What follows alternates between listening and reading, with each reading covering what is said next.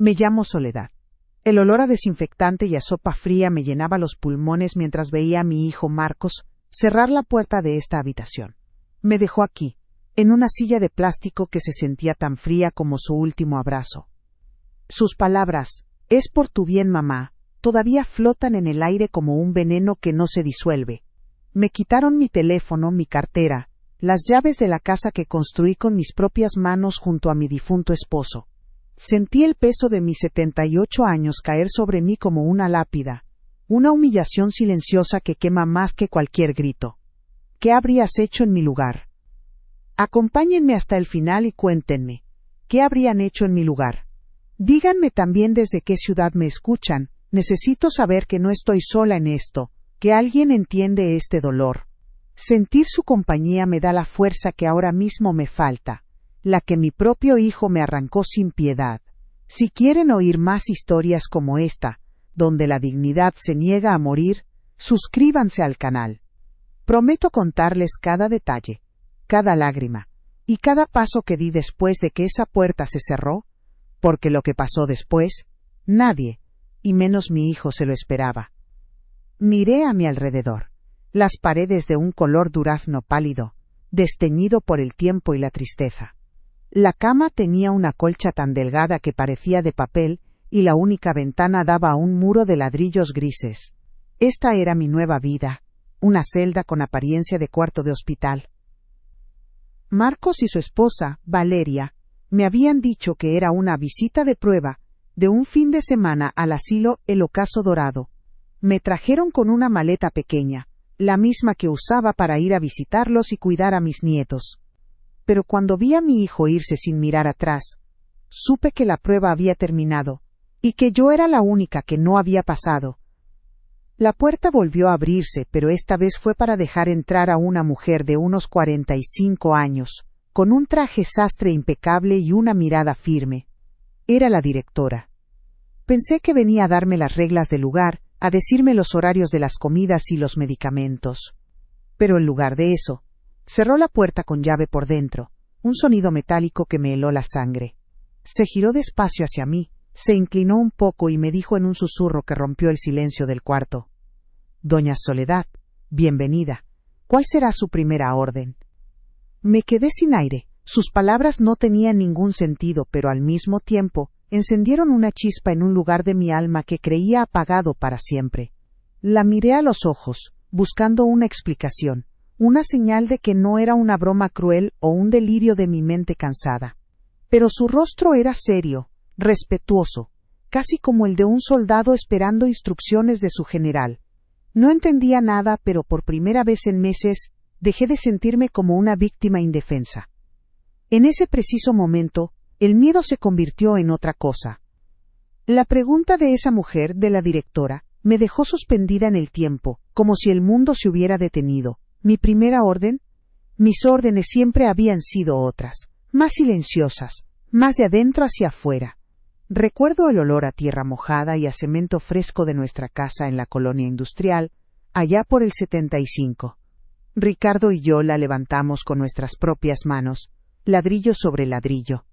Él llegaba de la fábrica con los hombros caídos por el cansancio, y yo dejaba mi máquina de coser, mis dedos adoloridos de tanto empujar la aguja, para amasar la mezcla.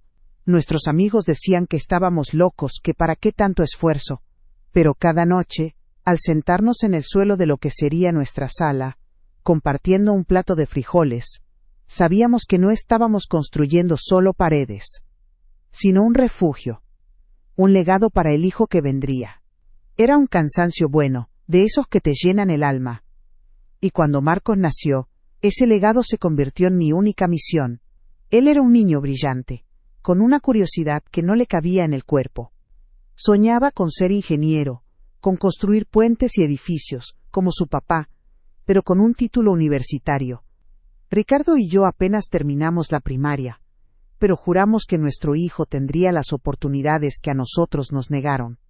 Cuando llegó la carta de aceptación de la universidad, lloramos de orgullo, pero el costo era una montaña que no podíamos escalar. Una noche, sin decirle nada a Ricardo, saqué la cajita de madera donde guardaba mis aretes de boda y el collar que me regaló en nuestro primer aniversario. Al día siguiente volví del centro con las manos vacías, pero con un fajo de billetes que olía a metal y a sacrificio. Cuando Ricardo lo vio, solo me abrazó. No hicieron falta palabras. Los años pasaron volando. Marcos se graduó, se casó con Valeria y pronto llegaron mis nietos, Leo y Sofía. Mi alegría era completa. Ricardo ya se me había ido, pero me dejó el corazón lleno de recuerdos y la casa pagada. O eso creía. Un día, Marcos llegó con la cara larga, hablando de una inversión que salió mal, de deudas que lo ahogaban. «Mamá», me dijo, con esos ojos que eran iguales a los de su padre, «necesito un empujón para comprar mi apartamento, para darles un hogar a mis hijos». ¿Y yo qué podía hacer? Volví al banco, a ese lugar frío que olía a papel viejo, y firmé los papeles para hipotecar la casa por segunda vez. El gerente del banco me miró con lástima, pero yo solo veía la cara de mi hijo, la promesa de un futuro seguro para mis nietos. Sentí que Ricardo, desde donde estuviera, habría hecho lo mismo. Poco después, Valeria decidió que necesitaba encontrarse a sí misma. Dejó su trabajo para tomar clases de yoga, de pintura, de cerámica. Durante 5 años mi casa se convirtió en una guardería. Yo me levantaba al alba para prepararles el desayuno a Leo y a Sofía, los llevaba al parque, les ayudaba con las tareas, les remendaba los uniformes. Mis manos, que antes cosían vestidos de alta costura, ahora limpiaban rodillas raspadas y preparaban biberones. Nunca les cobré un centavo. Ver crecer a mis nietos era mi paga. Pero a veces, cuando Valeria llegaba tarde, oliendo a incienso y hablando de energías bloqueadas, yo sentía una punzada extraña, como si mi energía, mi tiempo y mi amor fueran un recurso inagotable que ellos daban por sentado. Un sacrificio invisible que nunca se mencionaba en la mesa. El verdadero cambio empezó de a poco, como una gotera que no se ve pero que humedece la pared hasta pudrirla. Fue un año después de que Valeria terminara sus clases de arte. Marcos vino un domingo con una propuesta que sonaba a pura amabilidad. «Mamá, para que no te canses haciendo filas en el banco y en el supermercado, déjame tu tarjeta de débito. Yo te hago las compras y te pago las cuentas. Así descansas». Me pareció lógico. Mis piernas ya no eran las de antes, y el bullicio de la gente me agotaba. Le di la tarjeta y el número secreto que solo Ricardo y yo sabíamos. Fue el primer hilo que entregué del tejido de mi independencia, sin saber que él no pensaba remendar nada, sino deshacerlo por completo, puntada por puntada, hasta dejarme sin nada. Luego vino el ataque a mis recuerdos. Valeria, con su sonrisa brillante y sus ideas de modernizar el espacio, decidió redecorar mi sala. «Suegra, estas fotos viejas agarran mucho polvo, se ven tristes. Vamos a ponerlas en una caja para que se conserven mejor». Y así, la foto de mi boda, la de Ricardo cargando a un Marcos de 3 años, la del día que terminamos de poner el techo a la casa, todas terminaron en el fondo de un baúl en el desván. Mi sala se llenó de cojines sin forma y cuadros abstractos sin alma. Cada vez que pasaba por ahí, sentía que no era mi casa sino una sala de espera. Me estaban borrando de mi propia vida, quitando las pruebas de que yo había amado, había construido, había existido, antes de que ellos decidieran que era una carga. Y ahora, aquí en este cuarto que huele a soledad, las palabras de la directora resuenan en las paredes vacías. ¿Cuál será su primera orden? Mientras la miro, confundida, ella saca una tableta de su portafolio y me la muestra. Es un estado de cuenta de mi propio banco. Mis ojos viejos tardan en enfocar los números, pero el resultado final es claro como un grito. En las últimas semanas, desde que Marcos tiene mi tarjeta, han desaparecido $10,000. Retiros pequeños, compras grandes, transferencias a una cuenta que no reconozco. El frío de la silla de plástico sube por mi espalda y se instala en mi corazón. No es el frío del abandono, es el frío helado de la traición, una que fue planeada con besos en la frente y falsas promesas de cuidado. El dinero fue lo primero que me quitaron, pero no de golpe, sino como se quita una curita de una herida vieja, despacio y con falsas disculpas. Marcos empezó a manejar mis finanzas con la excusa de que las filas del banco me cansaban. Cada mes se sentaba en la mesa de mi cocina, la misma donde aprendió a leer, y revisaba mis cuentas con una seriedad que nunca le había visto. Al terminar, dejaba sobre el mantel un fajo de billetes pequeños. Con esto tienes de sobra para tus gastitos, mamá, me decía, como si yo fuera una niña pidiendo para los dulces. Yo, que había administrado por 50 años un hogar y un taller de costura, ahora tenía que conformarme con una mesada en mi propia casa. El sonido de sus llaves al irse era el sonido de mi independencia cerrándose con llave. Después de tomar el control del dinero, Valeria se encargó de mis recuerdos. Un día llegó con cajas de cartón y una sonrisa que no le llegaba a los ojos. Suegra, vamos a darle un aire nuevo a esta sala, a llenarla de luz y energía positiva. Y con esa excusa, empezó a descolgar mi vida de las paredes. La foto de mi boda, la de Ricardo con su primer sueldo, la de Marcos soplando las velas de su pastel de 5 años. Todo fue a parar a esas cajas frías. Las guardaremos bien, para que no se maltraten con el polvo, me aseguró. En su lugar, colgó unos cuadros con manchas de colores que no me decían nada. Mi sala se convirtió en un lugar extraño y ajeno, un espacio donde mis memorias ya no tenían permiso para existir, como si quisieran convencerme de que mi pasado nunca había ocurrido. Poco a poco me volví invisible. En las comidas familiares de los domingos, mi lugar en la cabecera de la mesa, el que siempre había sido mío, de repente estaba ocupado por Valeria. A mí me sentaban en una silla al extremo, cerca de la cocina, para que estés más cómoda y no tengas que levantarte tanto, decían. Las conversaciones pasaban por encima de mi cabeza como si yo fuera un fantasma. Hablaban de sus planes de vacaciones, de las clases de mis nietos, del trabajo de Marcos. Si yo intentaba decir algo, me interrumpían con un «Sí, mamá, luego me cuentas», que nunca llegaba. Mis nietos a veces intentaban hablarme, pero Valeria siempre encontraba una excusa para llevárselos. Empecé a sentirme como un mueble viejo que ya no combina con la decoración. Las pequeñas cosas de mi día a día también empezaron a desaparecer o a cambiar de lugar, como en un truco de magia cruel. Mis llaves de la casa, que por 40 años colgaron de un clavo junto a la puerta, un día ya no estaban. Las guardé en este cajón, mamá, es más seguro, me dijo Marcos sin mirarme. Mis tijeras de podar con las que cuidaba mis rosales terminaron en una caja en el garaje. Para que no te vayas a lastimar, suegra, dijo Valeria. Cada objeto que me quitaban era un pedazo de mi rutina, de mi autonomía. Me estaban desarmando la vida pieza por pieza, siempre con la excusa de cuidarme, de protegerme. Pero yo sabía que no me estaban protegiendo a mí, sino a sus planes. Es una crueldad que no deja moretones, que no se puede denunciar. Nadie te grita, nadie te levanta la mano, pero te van apagando de a poquito, con silencios, con olvidos convenientes, con sonrisas que esconden desprecio. Es una soledad que se te mete en los huesos y te enfría el alma. Por eso les pregunto, ¿desde qué ciudad o país me están escuchando? Saber que hay alguien del otro lado, aunque sea a miles de kilómetros de distancia, me hace sentir que mi voz todavía existe, que a pesar de todo, no lograron borrarme por completo. Necesito sentir esa compañía para lo que viene. La prueba definitiva de su traición la encontré por accidente una tarde de martes. Buscaba mi viejo recetario de postres en el mueble de la sala, donde siempre había estado. Pero Valeria lo había reorganizado todo. Metí la mano hasta el fondo de un cajón, detrás de unas revistas de decoración, y mis dedos tocaron un papel brillante y grueso. Lo saqué. Era un folleto a todo color. En la portada, una pareja de ancianos sonreía mientras jugaba ajedrez bajo un árbol. El título decía, El ocaso dorado, un hogar para sus seres queridos. Mi corazón se detuvo.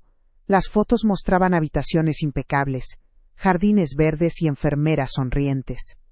Era una mentira tan bien presentada, tan pulcra, que me dio náuseas. Esa noche, cuando Marcos vino a traerme la cena, puse el folleto sobre la mesa. No grité, no lloré, mi voz salió como un hilo. ¿Qué es esto, Marcos? Él lo miró y suspiró, como si yo fuera una carga insoportable. Puso una cara de falsa paciencia y me tomó la mano. ¡Ay, mamá! Ya te habíamos contado de este lugar, ¿no te acuerdas? Es para que descanses, para que te cuiden bien. Últimamente andas muy olvidadiza, nos preocupas. No discutió, No se defendió. Simplemente me trató como a una loca, como si mi memoria fuera un trapo viejo que ya no servía. Me hizo dudar de mí misma, y por un segundo, casi le creo, ese fue su golpe más bajo. Y ahora, aquí en esta habitación, con el recuerdo de ese folleto quemándome la mente, la directora, Laura, me mira con una compasión que no esperaba. Parece leer mi pensamiento, el torbellino de humillaciones que estoy reviviendo. Eso no es todo, doña Soledad, me dice en voz baja, como si compartiera un secreto de Estado. El control de su dinero y la manipulación emocional eran solo los primeros pasos de su plan. Desliza el dedo por la pantalla de su tableta, cambiando la imagen del estado de cuenta por otra cosa. Creo que es hora de que vea por qué tenían tanta prisa en declararla incapaz. La pantalla mostró un documento escaneado, con sellos y firmas antiguas. El título decía claramente, Acta Constitutiva de la Fundación Bienestar Mayor. Y debajo, en la lista de fundadores, 2 nombres que hicieron que todo mi cuerpo temblara, Ricardo Ramos y Soledad Ramos. Mi nombre y el de mi esposo estaban en la primera página. Mi mente, de repente, se fue a 6 meses atrás, a la oficina del notario en la calle Juárez. Olía a papel viejo y a cera para pulir muebles, un olor solemne que me hizo sentir pequeña e insignificante. Marcos estaba a mi lado, su mano sobre la mía, apretándola con una ternura que ahora entiendo que era falsa. «Es solo una formalidad, mamá», me susurró mientras el notario, un hombre con cara de pocos amigos, empujaba el documento hacia mí. «Es para los trámites de tu pensión, para que no tengas que estar dando vueltas». Tomó mi mano, esa mano que le enseñó a sostener un lápiz, y la guió hasta el papel. La pluma que usé era la de Ricardo, la que él guardaba para las ocasiones importantes. Sentí el rasguño de la punta sobre la hoja, y fue como si firmara la rendición de mi propia vida, entregando las llaves de mi fortaleza sin disparar un solo tiro. En ese momento, una vocecita dentro de mí me gritó que algo andaba mal, pero la callé. ¿Cómo iba a desconfiar de mi propio hijo, de la luz de mis ojos? Salí de esa oficina sintiendo un frío que no era del clima. Me sentía hueca, como si me hubieran quitado algo más que una firma. Me repetía a mí misma que era por su bien, para facilitarle las cosas, pero en el fondo sabía que había traicionado una promesa silenciosa que le hice a Ricardo el día que pusimos la última teja en el techo de nuestra casa. «Esta casa es nuestro nido, Sole», me dijo él, «aquí nadie nunca nos podrá hacer daño». Y yo acababa de entregarle el poder a la única persona que al final sí me lo haría. Fue el comienzo del fin, y yo lo permití por amor, o por lo que yo creía que era amor. La imagen de la oficina del notario se desvaneció, y volví a la realidad de este cuarto de asilo. Laura, la directora, seguía frente a mí, sosteniendo la tableta con el acta de la fundación. Mi nombre y el de mi esposo seguían brillando en la pantalla, como un fantasma de un pasado que no sabía que tenía. Mi cabeza daba vueltas tratando de entenderlo todo. El dinero desaparecido, el poder que firmé, este lugar, y ahora este documento. Las piezas de este rompecabezas cruel empezaban a encajar, pero la imagen que formaban era tan monstruosa, que mi corazón se negaba a aceptarla. Justo cuando iba a preguntar qué significaba todo eso, alguien tocó suavemente la puerta. Una enfermera joven asomó la cabeza. «Disculpen la interrupción. Señora Soledad, tiene una llamada». Me extrañó. Marcos se había llevado mi teléfono, diciéndome que ya no lo necesitaría, que aquí no tendría a quién llamar. Laura le hizo un gesto a la enfermera para que entrara y me pasara el teléfono inalámbrico del pasillo. Lo tomé con mano temblorosa. «¿Bueno?», dije con un hilo de voz. Del otro lado, una voz de mujer demasiado alegre y profesional me respondió. «Doña Soledad, qué gusto. Le habla Patricia Rivas, de la inmobiliaria, Tu Hogar Seguro. Solo llamo para confirmar la visita de mañana a las 10. Tenemos a los primeros compradores interesados y están muy emocionados». El teléfono se me resbaló un poco de la mano. «¿Compradores? ¿Visita? ¿Mi casa?». Las palabras de la mujer se convirtieron en un zumbido lejano. De repente, el olor a desinfectante del cuarto se hizo más fuerte, me ahogaba. Mi casa, el lugar donde vi crecer a mi hijo, donde despedí a mi esposo, donde cada grieta en la pared contaba una historia. ¿Estaba en venta? La voz de la mujer seguía sonando, hablando de ofertas, de lo rápido que se vendería por estar en una buena zona.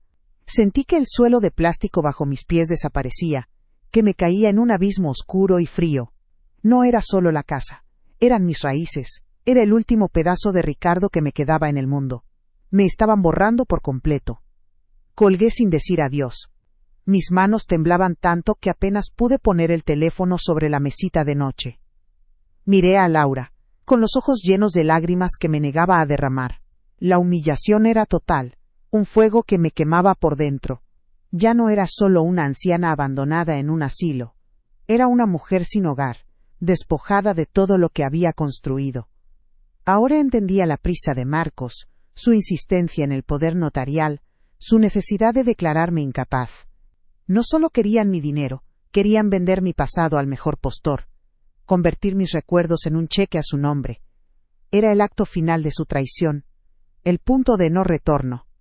Laura me miró, y por primera vez vi en sus ojos algo más que profesionalismo, vi una rabia contenida, una solidaridad que me abrazó sin tocarme. Tomó el teléfono de la mesita con una calma que me sorprendió. Su voz, cuando habló, fue baja pero tan filosa como un cuchillo. No se preocupe por esa llamada, doña Soledad. Le aseguro que esa venta no va a suceder. Es completamente ilegal. La miré, confundida. ¿Cómo podía ser ilegal si yo misma les había firmado el poder? El documento que les daba el derecho de hacer exactamente eso. Mi firma, aunque guiada por su mano, estaba en ese papel. La desesperanza volvió a invadirme. Pero Laura se inclinó hacia mí, y su mirada se clavó en la mía con una intensidad que me obligó a escucharla, a creerle. Marcos tiene un poder sobre sus bienes personales, sí. Pero su hijo, en su avaricia, se olvidó de leer las letras pequeñas, de investigar la historia completa. Hizo una pausa, como para asegurarse de que cada palabra tuviera su peso. Él no puede vender esa casa. Sentí un pequeño temblor de esperanza, tan frágil que temí que se rompiera. ¿Por qué no?, susurré con la garganta seca. Laura sonrió, una sonrisa pequeña pero llena de poder. Porque la casa, al igual que este asilo, no le pertenece a usted directamente. Le pertenece a la fundación. Y ellos no pueden venderla, no sin la aprobación de la junta directiva, es decir, sin su aprobación, doña Soledad. Me quedé helada, procesando sus palabras. Fundación. Junta directiva. Mi aprobación. Eran términos de un mundo que no era el mío, el mundo de los negocios, de los papeles importantes que Ricardo manejaba con tanta discreción. La miré a los ojos, buscando una señal de que no era una broma cruel, una forma más refinada de hacerme sentir loca. Mi vida entera me habían enseñado que yo era Soledad, la costurera, la esposa, la madre. Nadie me había dicho nunca que yo era la dueña de nada más que de mi casa y de mis recuerdos. La idea era tan extraña, tan inmensa, que mi mente se negaba a aceptarla. Era como si de repente me dijeran que el suelo que pisaba no era tierra firme, sino oro macizo. No sabía si sentirme rica o aterrada. Laura debió ver la confusión en mi rostro, porque su voz se suavizó. Me explicó que hacía más de 40 años, mi Ricardo, junto a un viejo amigo de la fábrica, había invertido casi todos sus ahorros para fundar la Fundación Bienestar Mayor. Su sueño no era hacerse ricos, sino crear lugares donde los ancianos pudieran vivir con la dignidad que merecían, no como una carga para sus familias. Recuerdo vagamente a Ricardo hablando de eso en las noches, con un brillo en los ojos. Siempre se refería a ello como un colchoncito para el futuro, Sole, por si algún día nos fallan las fuerzas. Nunca imaginé que ese colchón era en realidad un castillo entero, un refugio que él había construido en silencio para protegerme incluso después de su muerte. Con una paciencia infinita, Laura me mostró los documentos en su tableta. Ricardo no solo había sido un inversor, había sido el socio mayoritario, y en su testamento me había dejado todo a mí, su única heredera. El 60% de las acciones de la fundación eran mías. Eso significaba que este lugar, el Ocaso Dorado, y otras 2 residencias de lujo en el estado, me pertenecían. El valor total de mi participación, según me dijo Laura, era de casi $2 millones.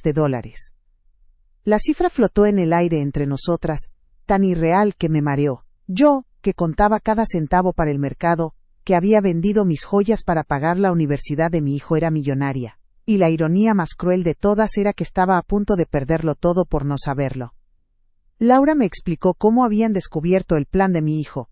La junta directiva de la fundación, al ver los retiros de dinero tan grandes y erráticos de mi cuenta personal, donde me depositaban los dividendos, se alarmó. Luego investigaron la solicitud de venta de mi casa, y descubrieron que, legalmente, la propiedad estaba registrada como un activo de la fundación, una medida que Ricardo tomó para protegerla.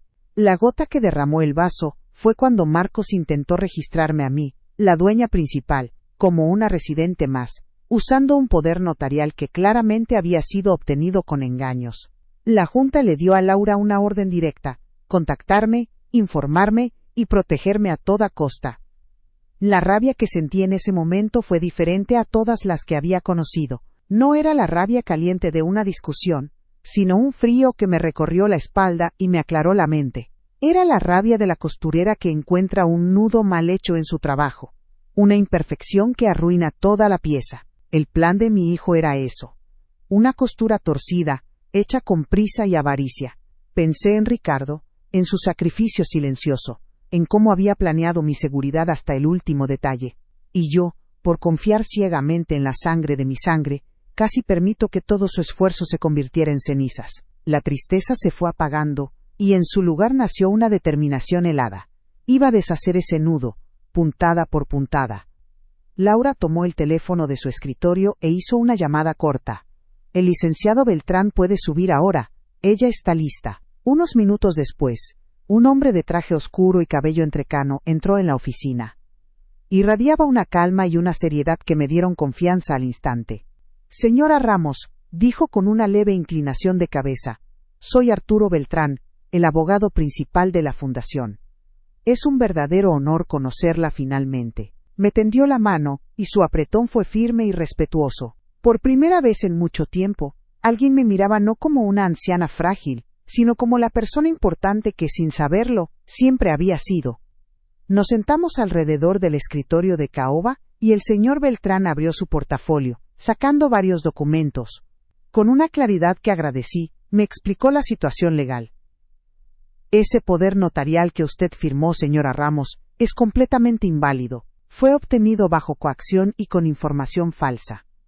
Con su testimonio y las pruebas que ya hemos reunido, podemos solicitar su anulación de forma inmediata. Luego, me mostró copias de los movimientos bancarios de mi hijo. Cada centavo que su hijo ha transferido de sus cuentas puede ser rastreado. Iniciaremos un proceso de auditoría y exigiremos la restitución total del dinero. Cada palabra que decía era un ladrillo más en el muro de mi nueva fortaleza. De repente, ya no sentía el frío de la silla de plástico ni el olor a desinfectante. Sentía la solidez del legado de mi esposo, una base firme bajo mis pies. Miré mis manos que habían dejado de temblar. Eran las manos de una trabajadora, manos que sabían de patrones, de hilos y de agujas, manos que habían construido una vida con paciencia y precisión. Habían remendado rodillas raspadas y cosido vestidos de fiesta. Sabían unir piezas, pero también sabían cuándo era necesario cortar el hilo, para que la tela no se rasgara por completo. Mi vida con mi hijo era una tela a punto de romperse, y yo tenía las tijeras en la mano. Mi pensamiento voló hacia mis nietos, Leo y Sofía. Este imperio silencioso que Ricardo había construido no era solo para mí, era para ellos, para su educación, para su futuro, un futuro que su propio padre estaba dispuesto a robarles por comprarse un auto nuevo o pagar las clases de cerámica de Valeria. La imagen de la sonrisa triunfante de Marcos al cerrar la puerta de mi cuarto de asilo volvió a mi mente, pero ya no me hería. Ahora me daba fuerza. La víctima se había ido de mi cuerpo, dejando atrás a una mujer que conocía su propio valor y el precio exacto de la traición que había sufrido. La soledad que se doblegaba ante la lástima había muerto en esa habitación. El licenciado Beltrán pareció notar el cambio en mi mirada. Guardó los papeles en su portafolio y me observó con una expresión de profunda seriedad, como un general esperando la orden de su comandante. Ya no me hablaba a mí, la anciana abandonada. Le hablaba a la señora Ramos, la presidenta de la Junta Directiva de la Fundación Bienestar Mayor. Dejó que el silencio se asentara en la oficina. Un silencio que ya no era de soledad sino de poder. Luego, con una voz clara que selló nuestro nuevo pacto, me entregó las riendas de mi propio destino. Dígame entonces, señora Ramos, ¿cuál es su plan? Mi voz no tembló.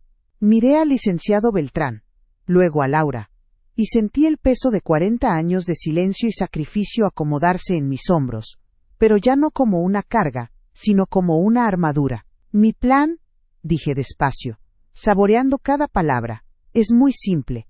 Quiero recuperar lo que es mío, hasta el último centavo, hasta el último ladrillo, y quiero hacerlo de la forma en que mi Ricardo me enseñó a coser, con precisión, sin hilos sueltos, y de una manera que sea imposible de deshacer. Mi primera orden no fue un grito de guerra, sino una petición tranquila y firme, el primer paso para reclamar mi vida. Necesito ir a mi banco, hoy mismo. A la mañana siguiente, salí del asilo por primera vez desde que Marcos me dejó aquí. No iba en la parte de atrás de su auto, sintiéndome como un paquete, sino en el asiento del copiloto del coche de Laura, una mujer que, sin compartir mi sangre, me había mostrado más lealtad que mi propio hijo. El aire de la ciudad olía a lo de siempre, a pan recién hecho y a escape de autobús, pero para mí era el olor de la libertad. Ver las calles de mi barrio, la gente caminando apurada, los niños con sus uniformes, fue como despertar de un largo sueño. Cada semáforo en rojo era una pausa para respirar, para sentir que el control de mi vida, poco a poco, volvía a mis manos. Ya no era una prisionera, era una estratega camino a su primera batalla. El banco era el mismo de toda la vida, pero se sentía diferente. El joven cajero detrás del cristal blindado me miró con esa mezcla de impaciencia y lástima que la gente reserva para los viejos. Cuando le dije que quería cancelar una tarjeta y bloquear el acceso a mis cuentas, su sospecha creció. ¿Tiene una identificación con fotografía reciente? Y un comprobante de domicilio. Le expliqué que mi hijo guardaba mis documentos. Su mirada se endureció. Señora, sin eso no puedo hacer nada. Son las reglas. Por un instante, sentí la misma impotencia de siempre. Esa pared invisible que Marcos y Valeria habían construido a mi alrededor. La frustración me subió por la garganta, un nudo amargo que casi me hace llorar.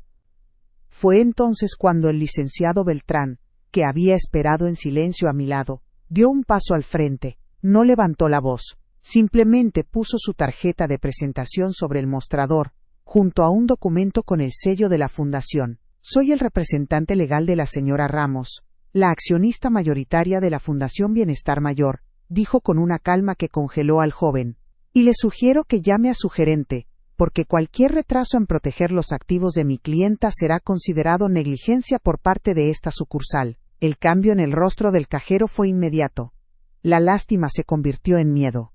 En menos de un minuto, el gerente salió de su oficina sonriendo nervioso y ofreciéndonos pasar a un salón privado. Dentro de esa oficina con aire acondicionado, recuperé mi poder. Con la guía del licenciado firmé los papeles. Uno para cancelar la tarjeta de débito que usaba Marcos. Otro para anular el acceso en línea que él se había creado sin mi permiso.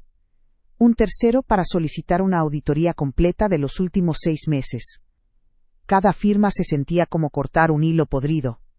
El gerente, ahora sudando un poco, me trataba con un respeto exagerado, llamándome Doña Soledad en cada frase. Al salir del banco, sentí un alivio tan grande que tuve que apoyarme en el brazo de Laura. No era alegría, era la calma que viene después de una cirugía dolorosa pero necesaria. La primera herida estaba cerrada. De vuelta en el asilo, que ahora se sentía más como mi cuartel general que como mi prisión, nos reunimos en la oficina de Laura. El siguiente paso era el más delicado: anular legalmente el poder notarial que le había firmado a Marcos. El licenciado Beltrán ya tenía el documento preparado. Me lo leyó en voz alta. Las palabras eran frías, legales, pero describían perfectamente la traición, obtenido mediante engaño, aprovechando un lazo de confianza y con el fin de despojar a la firmante de su patrimonio. Tomé la pluma fuente de Ricardo, la misma con la que firmé mi rendición en la notaría, y esta vez la usé para firmar mi declaración de independencia. La tinta negra sobre el papel blanco fue mi punto final a esa historia de abuso. Este no es un camino de alegría, quiero que lo sepan. Cada papel que firmaba, cada llamada que hacía, era un recordatorio de que estaba luchando contra el niño al que le enseñé a caminar.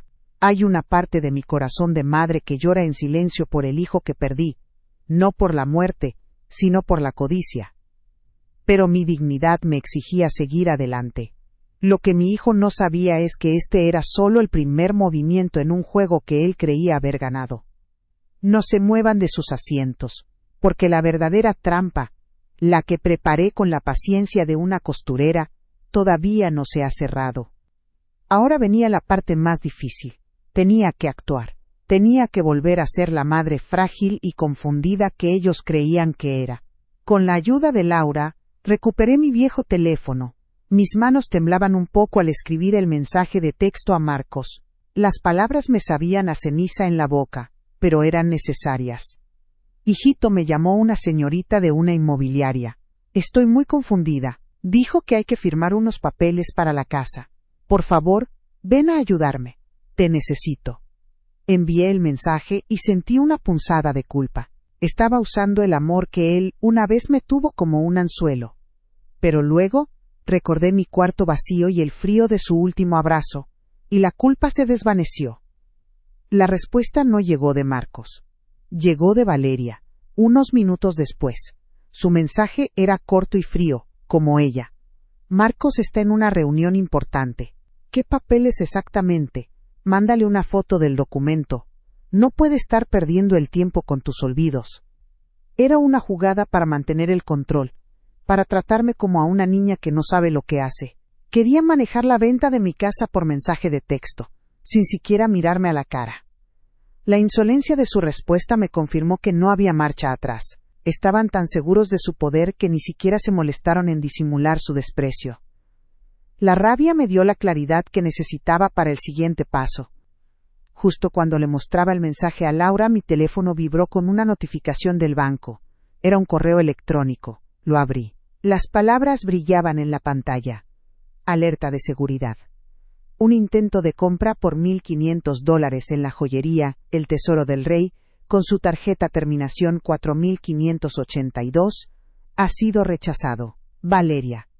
Seguramente era ella, intentando darse un último regalo con mi dinero. Una sonrisa amarga se dibujó en mi cara. La primera ficha de dominó había caído, y un segundo después, el teléfono empezó a sonar. En la pantalla, brillante y demandante, parpadeaba el nombre de mi hijo. Marcos. Lo dejé sonar 1, 2, 3 veces, escuchando la melodía como si fuera una música de victoria. El cazador por primera vez estaba sintiendo el miedo de la presa. Respiré hondo y contesté al cuarto timbrazo. Puse en mi voz todo el temblor que pude fingir, la fragilidad de una anciana asustada. Marcos, hijito, ¿qué pasó? El banco rechazó la tarjeta. No entiendo nada. Del otro lado, su voz era una mezcla de irritación y apuro. No te preocupes, mamá, debe ser un error del sistema. Lo de la casa. ¿Qué te dijeron? Le seguí la corriente. Le conté de los supuestos papeles que había que firmar para la venta. Necesito que vengas. Yo sola no puedo con esto. Él suspiró, un sonido de fastidio que ya me conocía de memoria. Está bien, vamos para allá. Valeria y yo llegamos en 1 hora. Espéranos en tu cuarto. Pero yo tenía otra idea. No, hijito.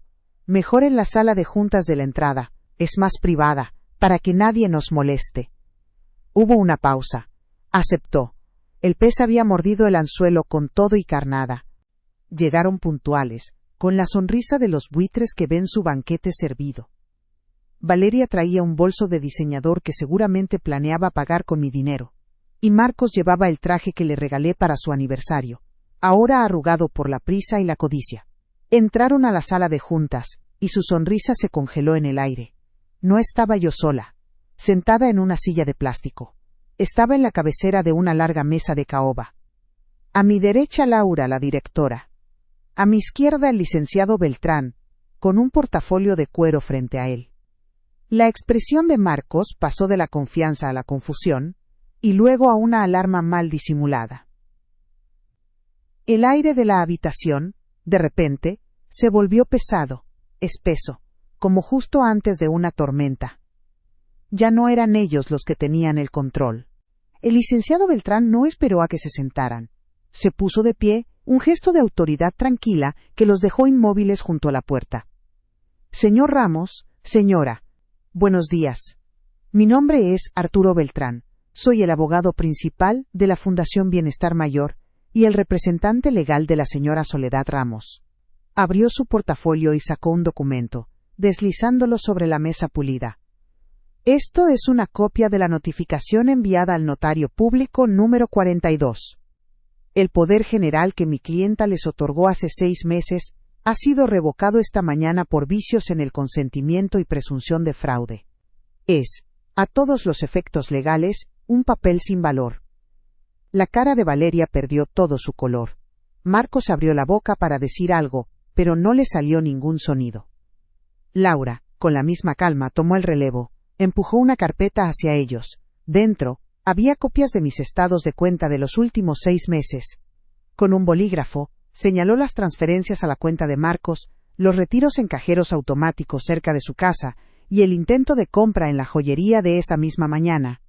La Fundación ha iniciado una auditoría completa de las finanzas de su principal accionista, dijo Laura, y su voz era tan filosa como el cristal roto. Cada centavo de estos $10,000 retirados sin justificación deberá ser restituido en un plazo de 30 días. De lo contrario, procederemos con una denuncia penal por abuso de confianza y explotación financiera de un adulto mayor.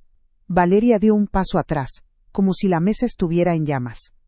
Marcos finalmente encontró su voz, pero era la voz de un niño acorralado, llena de una falsa indignación. «¡Mamá! ¿Qué es todo esto? ¿Quiénes son estas personas?» «Te están llenando la cabeza de mentiras, tú sabes que yo solo te estaba cuidando». Intentó acercarse a mí, extender su mano para tocar la mía, usando el último truco que le quedaba, el de hijo preocupado. Pero su actuación era pésima, desesperada. Sus ojos no buscaban los míos, sino una salida de escape. Por un segundo, vi en él al niño que se escondía después de romper un plato. Pero la imagen se borró de inmediato, reemplazada por el rostro del hombre que me había abandonado sin mirar atrás. Esa manipulación ya no tenía poder sobre mí. Levanté la mano, un gesto pequeño que lo detuvo en seco. Lo miré a los ojos, y por primera vez en mucho tiempo, no vio a su madre frágil, sino a Soledad Ramos, la mujer que levantó una casa con sus propias manos. Mi voz salió firme, sin un solo temblor, cortando el silencio de la sala. No me están llenando la cabeza de nada, Marcos. La tengo más clara que nunca. Hice una pausa, dejando que el peso de mis palabras se asentara. Tú creíste que yo estaba acabada, que era un mueble viejo que podías tirar. Pero te equivocaste. Esta fundación, este asilo, todo esto lo construyó tu padre para protegerme. Esta es mi casa, esta es mi empresa, y tú no eres bienvenido aquí. Su rostro era un poema de incredulidad y derrota. No había más argumentos, no había más mentiras, solo la cruda verdad expuesta bajo las luces frías de esa sala. Tomé una decisión, no con odio, sino con la precisión de una costurera que corta un hilo podrido para salvar la prenda entera. Quiero que me devuelvan hasta el último centavo. Y no quiero volver a verlos. Se mantendrán alejados de mí, de mi casa y de mis nietos. Mi decisión fue cortar por lo sano, proteger lo que quedaba de mi paz. Pero ahora les pregunto a ustedes, los que me han acompañado hasta aquí, ¿qué habrían hecho en mi lugar? ¿Existe el perdón para una traición de este tamaño? Cuéntenme en los comentarios qué piensan, necesito leerlos. Me puse de pie, sintiendo la solidez del suelo bajo mis zapatos. El movimiento marcó el final de la reunión, el final de una era de mi vida. Miré a Laura. Por favor, acompáñalos a la salida. Asegúrate de que no se lleven nada que no les pertenezca. No les di una última mirada. Escuché sus pasos arrastrarse hacia la puerta, el sonido de la derrota. Cuando la puerta se cerró, no sentí ni alegría ni triunfo. Solo un silencio inmenso, el vacío que deja una amputación necesaria. La batalla había terminado, pero la guerra por reconstruir mi vida y mi familia apenas comenzaba. Ahora tenía que encontrar la manera de explicarles a mis nietos por qué sus padres ya no podrían entrar en la casa de la abuela. Las semanas que siguieron no fueron de celebración, sino de una reconstrucción silenciosa, como cuando se remienda una prenda fina que ha sido rasgada. Lo primero que hice al volver a mi casa fue llamar a un cerrajero. El sonido de los viejos cerrojos siendo reemplazados fue la música más dulce que había escuchado en años. Después, con la ayuda de una muchacha que Laura me recomendó, saqué a la acera todos los cojines sin alma y los cuadros sin sentido que Valeria había puesto. Poco a poco, mi sala volvió a ser mía. El licenciado Beltrán me informaba cada semana sobre la restitución del dinero. Marcos estaba vendiendo su auto y Valeria sus joyas para pagarme. No sentía placer en ello, solo la fría satisfacción de ver las cuentas volver a su lugar. Cada mañana, me sentaba en mi porche con una taza de café, sintiendo el sol en mi cara, y por primera vez en mucho tiempo, no sentía miedo. Sentía que el aire que respiraba era mío. Lo más difícil, por supuesto, fueron mis nietos. Hablé con ellos una tarde en un parque, un lugar neutral. No les conté los detalles más crueles, no quise envenenar sus corazones contra sus padres. Les dije la verdad de una forma que pudieran entender. Que sus papás habían cometido un error muy grande con el dinero de la abuela y que por un tiempo necesitábamos un espacio diferente. Ahora, yo los recojo de la escuela 2 veces por semana. Hacemos la tarea en la mesa de mi cocina, horneamos galletas y me cuentan sus cosas. Saben que sus padres no pueden entrar a mi casa, y aunque a veces veo la tristeza en sus ojos, también veo el alivio de estar en un lugar donde no hay tensiones ni secretos.